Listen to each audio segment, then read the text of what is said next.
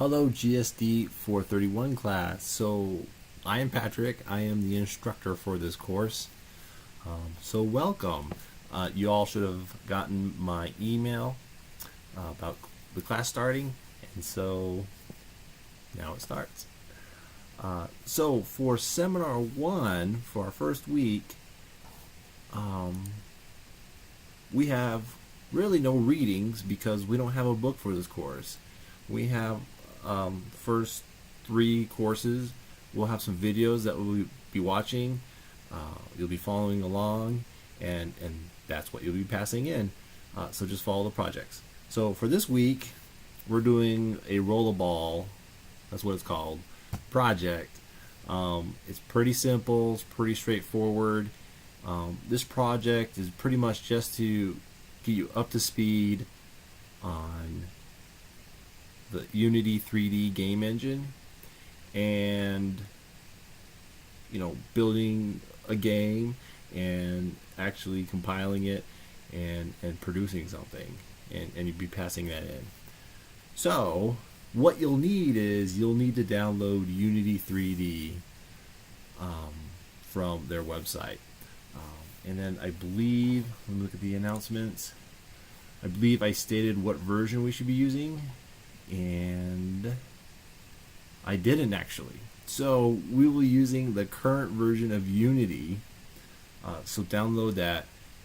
If a newer version of Unity comes up, please do not upgrade, because it's just a logistics issue in the sense that everybody's gonna have to upgrade, and if everybody doesn't upgrade, then the project may or may not compile properly. So whatever version they have now, I'll look it up, is the version we're going to use.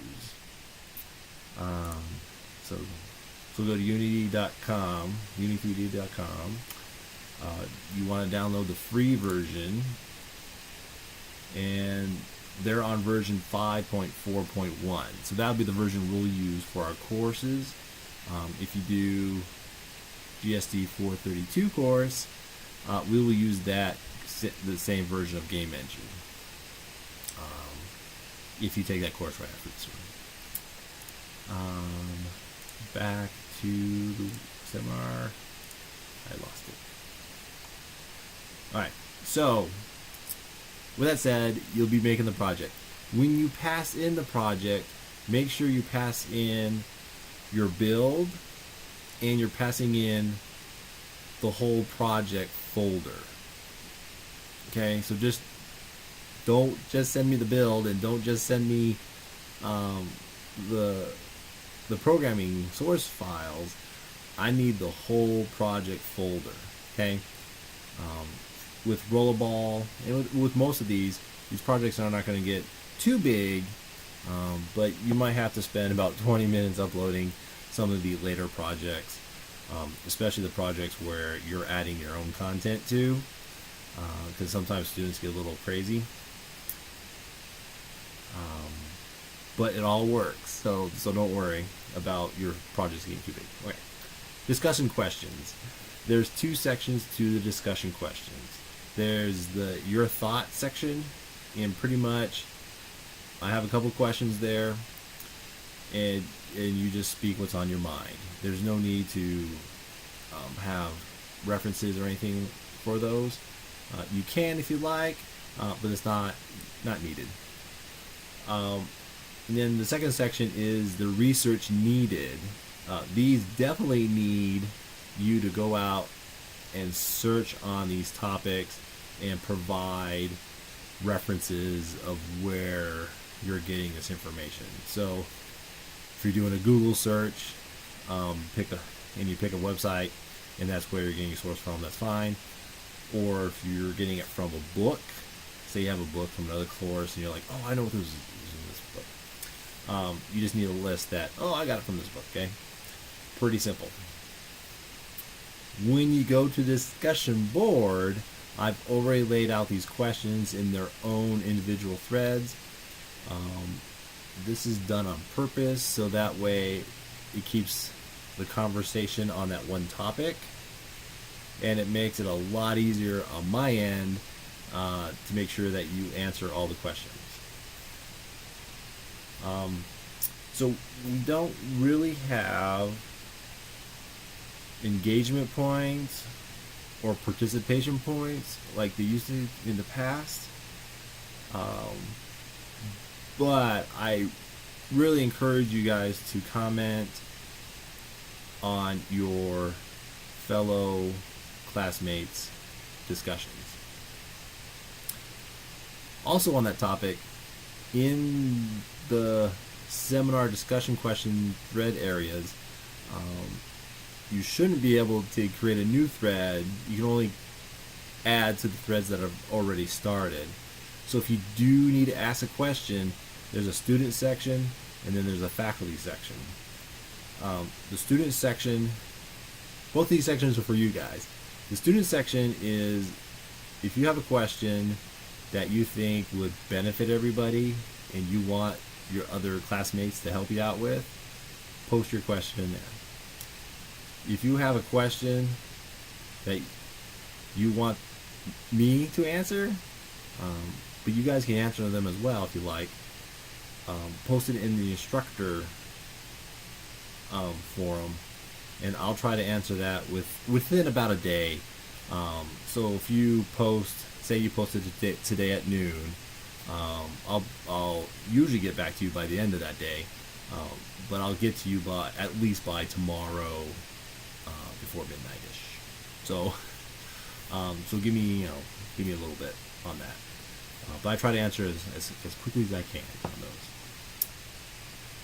I think that's it on the discussion board. Yeah. And so in those two, you can create your own threads, and so you don't need to pile upon it. Blech. So much talking.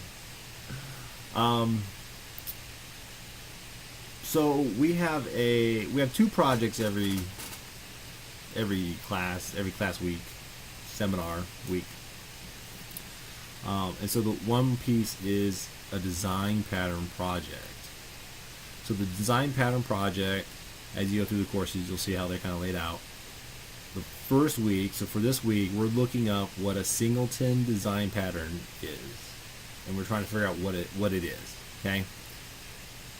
So what you're going to do is you're going to create a Unity 3D project, and there's going to be no code in it this week, because this week all you're doing is looking up what a singleton is, and you're providing a couple documents.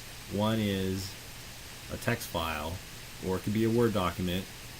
I just say text because it's just simpler, but you can make it a Word document, I don't care. And in that Word document, you're going to define what is a singleton design pattern,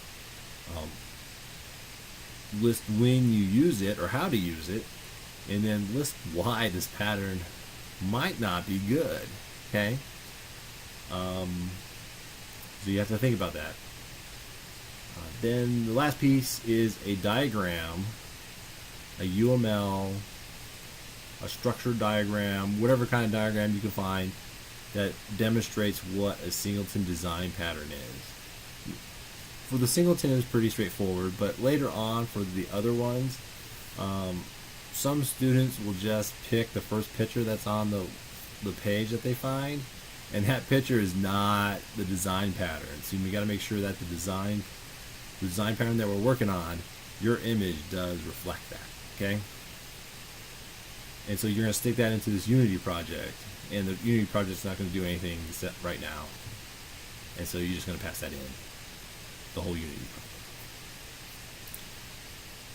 Next seminar, you'll actually do a project where you'll need to, I'll give you a goal. We're trying to do something, but you got to use the singleton design pattern. And so for these projects, you have to write code that uses the design pattern. Okay? The goal is to use the design pattern. The goal is not to make the game work. Okay?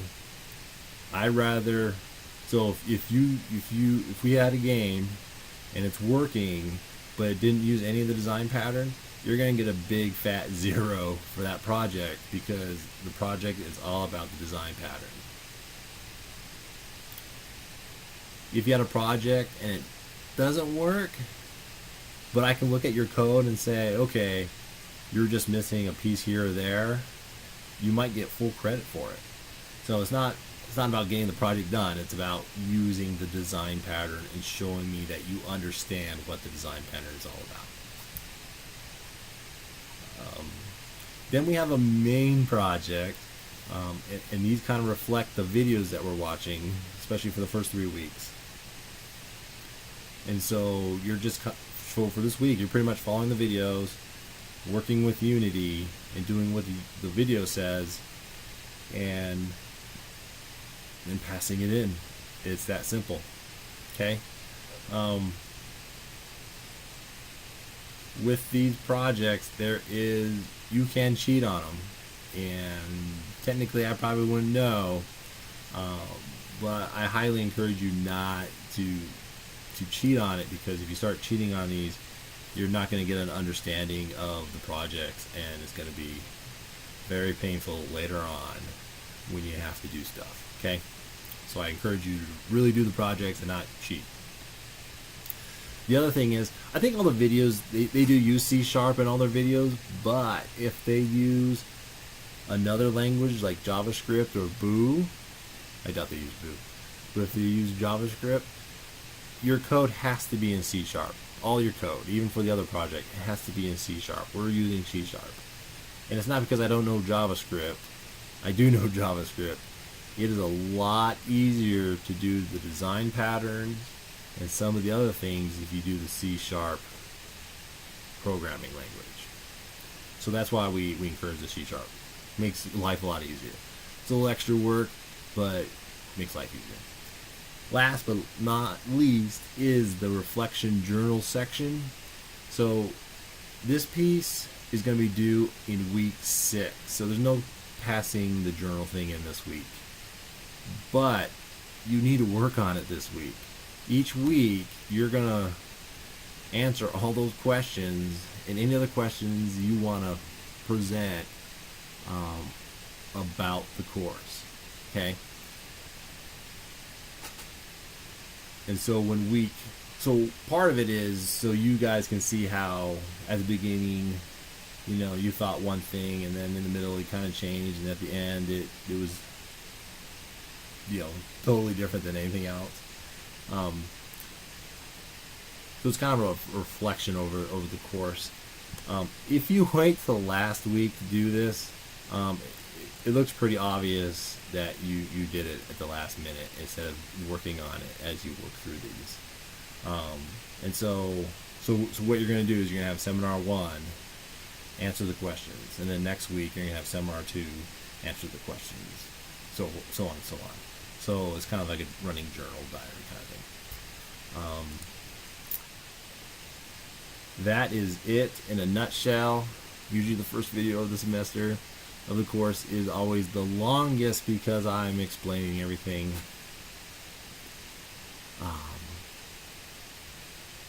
But that's it. That's it for now. I'll cut it here. Maybe not. One more thing. I am one of your resources for figuring out Unity or whatever you need with your projects, okay? So if you have a problem, let me know. Don't wait till the last minute to ask me, because I might be busy myself with work, because I have a day job on top of this one. But like I said, shoot me an email, whatnot. If you have a question about something, you could post it to the students section. The only thing I have about the student section is, don't straight up ask for help on the project, or ask for code, or post code. But if you have a question that kind of relates to the problem, So let's take the rollerball, for example. Say you're having issues with the camera. You could say, oh, in the video he says this, but when I do it, I get issues. What did you guys do?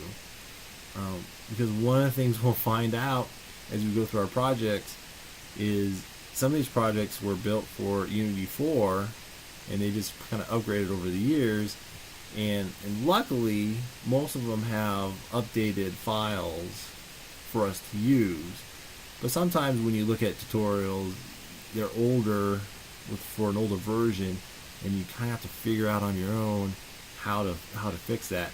So one resource is your students, the other classmates, and another resource is me. So let me know if you have any questions. Okay, that's it. I'm gonna stop talking. Let me know if you need anything. Bye.